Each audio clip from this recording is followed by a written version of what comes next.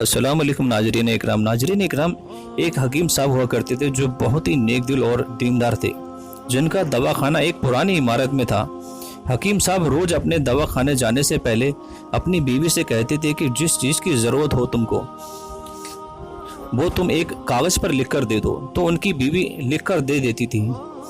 हकीम साहब अपनी दुकान पर जाकर सबसे पहले उस पर्चे को खोलते, बीवी ने जो कुछ लिखा होता था उनका हिसाब लगाते और उसका टोटल करते। फिर अल्लाह से दुआ करते थे कि या खुदा, मैं तेरे हुक्म के तामील में तेरी इबादत छोड़कर यहाँ दुनियादारी के चक्कर में आ बैठा हूँ। जैसे ही तू मेरी आज की ज़रूरत को पूरा कर देगा, मैं उसी वक्त यहाँ से उठ जाऊँगा। और फिर यही होता। कभी तो सुबह के 9 बजे या कभी 10 बजे हकीम साहब अपने मरीजों से फारिग होकर अपने घर चले जाते। एक दिन हकीम साहब ने अपनी दुकान खोली और रकम का हिसाब लगाने के लिए पर्ची खोली, तो वो पर्ची को देखते ही रह गए। एक लम्हे के लिए तो उनका दिमाग घूम गया था।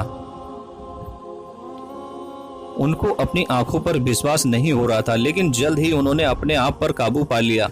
उस पर्चे पर आटे दाल के अलावा उनकी बीवी ने लिखा हुआ था कि बेटी के दहेज का सामान।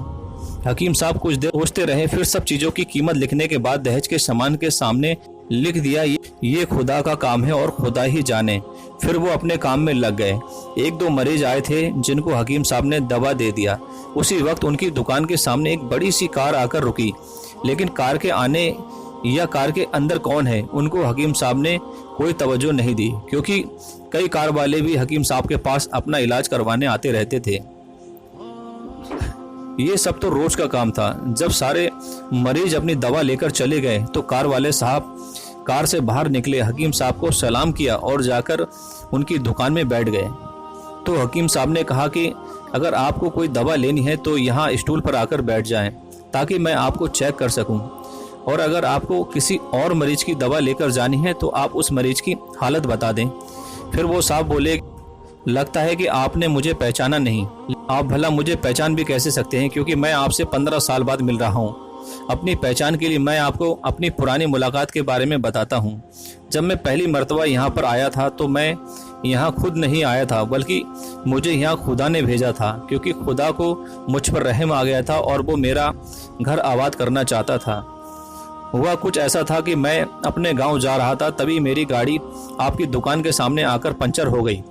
ड्राइवर गाड़ी का पहिया लेकर पंचर लगवाने चला गया था। तभी आपने देखा कि मैं गर्मी और धूप में गाड़ी के पास खड़ा हुआ हूँ। फिर आप मेरे पास आए और दुकान की तरफ इशारा करके कहा कि आप अंदर आकर बैठ जाइए। तो मैंने आपका शुक्रिया अदा किया और कुर्सी पर आके बैठ गया।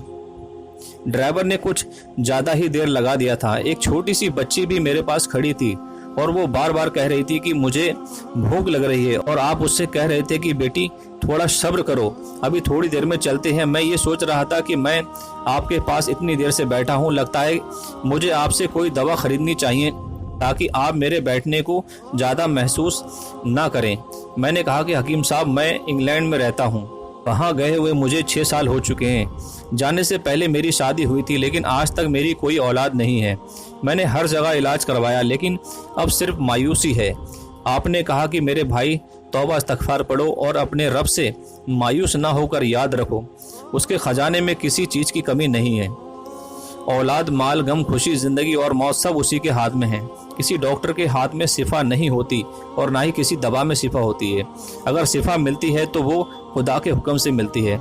औलाद देनी है तो वही देने वाला है। मुझे याद है कि आप बातें भी कर रहे थे और साथ पुड़िया भी बनाते जा रहे थे। सारी दवाएं आपने 2 हिस्सों में करके उन्हें अलग अलग लिफाफों में रख दी। फिर आपने मुझसे पूछा कि आपका नाम क्या है। मैंने कहा मेरा नाम अफजल है। आपने एक लिफाफे पर अफजल लिखा और दूसरे लिफाफे पर बेगम अफजल लिखा। फिर दोनों लिफाफे एक थैले में डालकर दवा खाने का तरीका बताया। मैंने बेदिली से दवाई ले ली, क्योंकि मैं तो सिर्फ आपको कुछ रकम देना चाहता था। लेकिन जब दवा लेने के बाद मैंने पूछा कि कितने पैसे देने हैं, बस ठीक है, तो मुझे कुछ समझ में नहीं आया। तो मैंने दोबारा पूछा। आपने कहा कि आज का खाता बंद हो गया है। तो मैंने कहा कि मुझे आपकी बात समझ में नहीं आई। वहीं एक शख्स और मौजूद था, तो उसने मुझे बताया कि खाता बंद होने का मतलब है कि हकीम साहब ने आज के घरेलू खर्चे के लिए जितनी रकम खुदा से मांगी थी वो खुदा ने उन्हें दे दी है, ज़्यादा रकम वो नहीं ले सकते। मैं बहुत हैरान हुआ और दिल ही दिल में शर्मिंदा हुआ कि मेरे कितने घटिया ख्यालात थे और ये सादा सा हकीम कितना अजीम इंसान है। फिर मैंने अपने घर जाकर अपनी बेगम को ये दवाई खिलाई और उसे सारी बात समझाई, तो वो कहने लगी कि वो कोई इंसान नहीं बल्कि हमारे लिए वो एक फरिश्ता है। मुझे यकीन है कि उनकी दी हुई दवाई हमारे लिए फ़ायदेमंद साबित होगी। हकीम साहब, आज मैं 3 बच्चों का बाप हूँ। खुदा ने आपको हमारी मदद का वसीला बनाया। हम हमेशा आपके लिए दुआ करते हैं। जब भी मैं अपने गांव छुट्टी पर आया तो हर बार मैं आपकी दुकान पर आया, लेकिन मुझे हमेशा आपकी दुकान बंद ही मिली। मैं कल दोपहर को भी आया था, लेकिन आपकी दुकान कल भी बंद थी। एक आदमी खड़ा था, उसने कहा कि अगर आपको हकीम साहब से मिलना है तो आप सुबह 9 बजे आइए, वरना उनसे मिलना मुश्किल है। इसीलिए मैं आज आपसे मिलने सुबह सुबह आया हूँ। जब 15 साल पहले मैंने आपकी दुकान में आपकी छोटी बेटी देखी थी, मैंने बताया था कि उसे देखकर मुझे मेरी भांजी याद आ रही है। मेरी भांजी की शादी इसी महीने में ही होनी थी। उसकी शादी का सारा खर्चा मैंने जिम्मे लिया था। मैंने उसे पैसे भिजवाए थे, वो अपनी मर्जी की चीज़ें खरीद ले। उसे बुखार था, लेकिन उसने किसी को नहीं बताया और वो बुखार की दवाइयाँ खाती रही और घूमती फिरती रही। एक दिन वो बाजार में बेहोश होकर गिर गई। अस्पताल ले जाने के बाद पता चला कि उसे बहुत तेज बुखार है और वो बेहोशी की हालत में ही दुनिया से चली गई। उसके इंतकाल होने के बाद न जाने क्यों मुझे और मेरी बीवी को आपकी बेटी का ख्याल आया।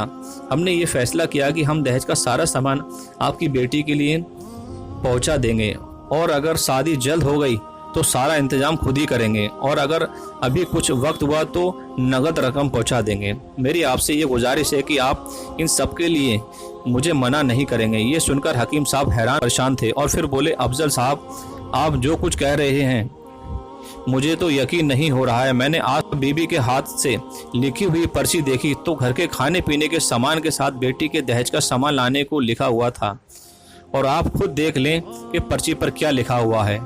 ये कहकर हकीम साहब ने पर्ची अफजल साहब को थमा दी। अफजल साहब ने जब पर्ची देखी तो वह देखकर हैरान हो गए। उस पर्ची पर लिखा था, ये खुदा का काम है, खुदा ही जाने। हकीम साहब ने कहा कि अफजल साहब, यकीन मानिए, जो भी मेरी बीबी ने पर्ची में लिखा हो, आज तक ऐसा नहीं हुआ कि उन सब चीज़ों को लाने का बंदोबस्त नहीं हुआ हो। आपकी भांजी की वफात का मुझे बहुत अफसोस है, लेकिन मैं उस पाक रब की कुदरत पर हैरान हूँ कि जो हमें क्या क्या मौजज़े दिखाता है। इस तरह हकीम साहब की बेटी के दहेज के सामान का इंतज़ाम होता है और बड़े धूमधाम से उनकी बेटी की शादी होती है। तो नाज़रीन इकराम, ऐसे ही इस्लामिक स्टोरी और इस्लामिक वाक़े देखने के लिए आप हमारे चैनल को आप सब्सक्राइब ज़रूर करें।